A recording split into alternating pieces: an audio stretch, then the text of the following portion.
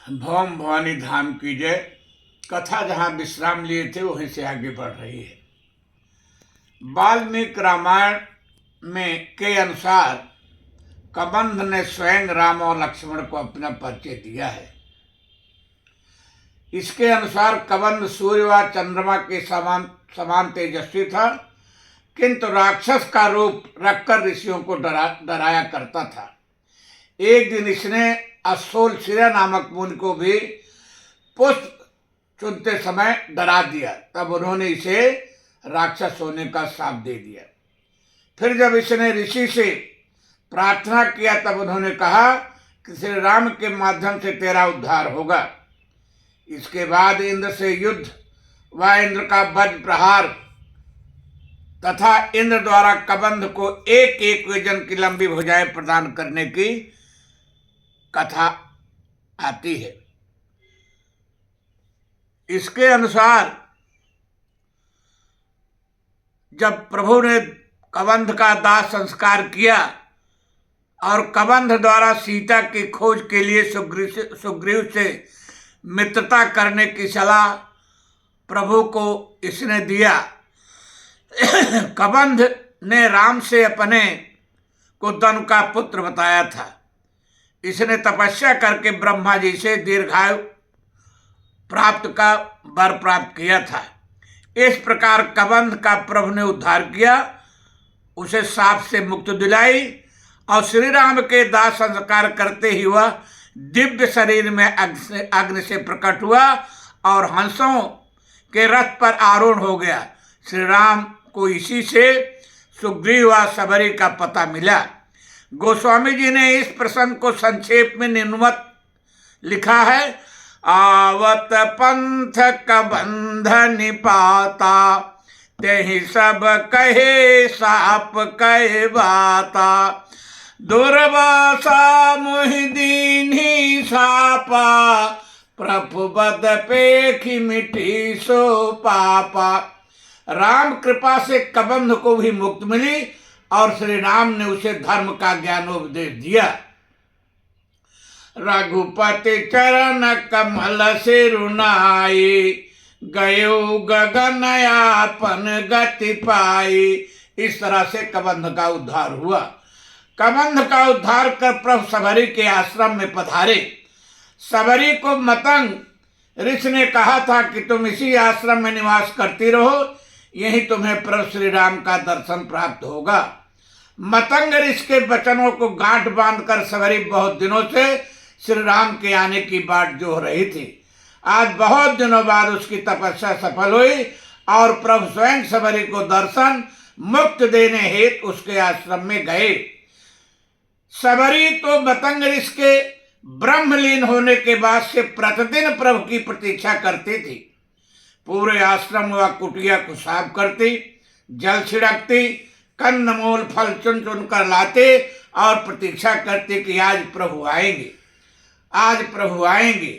ऐसे दिन बीतते गए किंतु सबरी की प्रतीक्षा लंबी होती गई। आज अचानक प्रभु को अपने आश्रम में देखकर सहसा सबरी को कुछ नहीं सूझा, वह प्रभु के चरणों से लिपट गई। सबरी देखी राम गृह आए, मुनि के बचन समझ जिय भाई। सरसिज लोचन बाहु विशाला, जटा मुकुट सिर उर्वन माला। श्याम गौर सुंदर दो भाई, सबरे परे चरण लपटाई। प्रेम मगन मुख बचन नयावा, पुनि पुनि पद सरोज सिरुनावा। सादर जल लय चरण पखारे, पुनि सुंदर आसन बैठारे।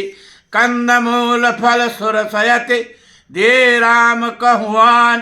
प्रेम सहित प्रभु खाए बारंबार बखान। आदर के साथ प्रभु के चरणों को सबरी ने पखारा और सुंदर आसन पर प्रभु को बैठाकर वन से मीठे फल देने वाले वृक्षों से फल चुन चुनकर मीठे मीठे फल सबरी ने प्रभु को अर्पित किया, जिसे प्रभु ने अनेकों प्रकार से प्रशंसा करके खाया। सबरी ने प्रभु पर कृपा सबरी ने प्रभु कृपा पर प्रभु की कृपा सबरी ने प्रभु कृपा पर अपनी दीनता व्यक्त करते हुए प्रभु से अत्यंत विनम्र भाव में कहा कि विधिया स्तुति करो तुम्हारी, अधम जाति में जड़मति भारी, अधम ते अधम अधम अति नारी, तिन ते मैं मति मंद अघारी।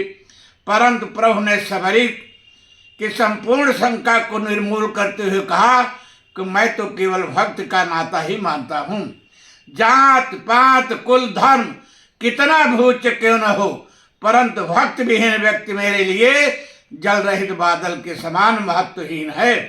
कह रघुपति सुन भामिनी बाता, मानव एक भगत कर नाता, जाति पाति कुल धर्म बड़ाई, धन बल परिजन गुण चतुराई, भगत हीन नर सोहई कैसा, बिनु जल बारिद देखिए जैसा।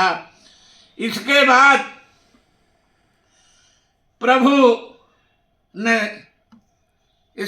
प्रभु ने सबरी को नवधा भक्त का विस्तार से उपदेश दिया। वो यहाँ पर कुछ विद्वान भामिन शब्द के प्रयोग पर प्रश्न चिन्ह खड़ा करते हैं, परंतु भामिन शब्द का प्रयोग वाल्मीकि रामायण में हुआ है, इसका प्रमाण मिलता है। सबरी की भक्त से उत्पन्न उसकी शक्ति का अंदाजा इसी से लगाया जा सकता है कि उसकी कीर्ति, उसकी सुगंध भक्त की चारों तरफ व्याप्त हो गई थी।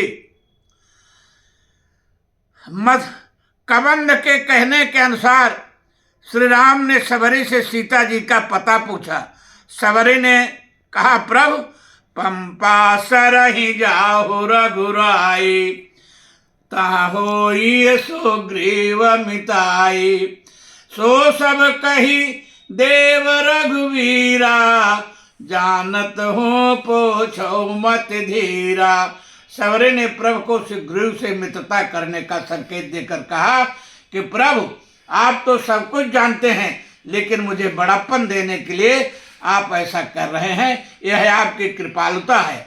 ऐसा कहकर बार बार राघव का मुखारविंद निहार कर प्रभु के चरण कमलों के हृदय में धारण कर योगाग्नि से अपना शरीर भस्म कर सबरी प्रभु में लीन हो गई। श्री राम सबरी की मुक्त प्रदान कर आगे चले। चले राम त्यागा बन सो, और सबरी के बताने के अनुसार श्री राम पंपा सरोवर पहुंचे। अब यहीं पर कथा को विश्राम दे रहे हैं और आप सबसे निवेदन है कि अब नए आप लोग इसका आनंद लें। बहुत बहुत धन्यवाद। अब यहीं पर कथा विश्राम ले रही है।